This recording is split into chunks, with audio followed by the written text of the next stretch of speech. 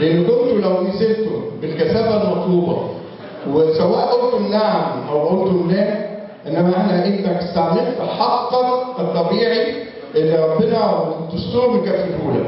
فانت استعمل حقك وانزل لصندوق الانتخاب وبينك وبين ربنا قول. وزي ما قلت ان وزاره الشباب منحت للناس كلها انها تقرا الدستور، والدستور ده لازم يبقى وثيقه معاك، مش النهارده او بكره، ومش اليوم الاستفتاء، ده انت ممكن ترجع لماده كده تقول الله ده حقي فيه فين؟ حق مش عارف ايه في ايه؟ وظيفتي فين؟ فالدستور ده لازم يبقى معاك دائما. لو عندنا حدث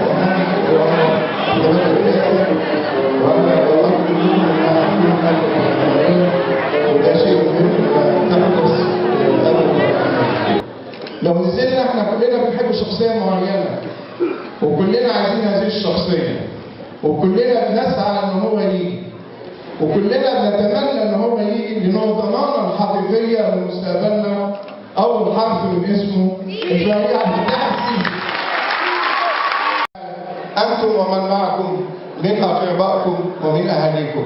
هيجي مره ثانيه البرلمان بعديها، انا شايف فيه يعني كبار السن والشباب وكل اللي موجودين، بقول لهم نصيحه: لما تيجي تختار عضو البرلمان كانه تختار بنتك او انت رايح تتجوز، فلازم تختار العضو ده بعنايه لانه هيدخل حياتك وهيدخل المكان اللي انت عايش فيه. فلما بتدور على جوز بنتك دور على المال الصحيح يبقى معاك طول الوقت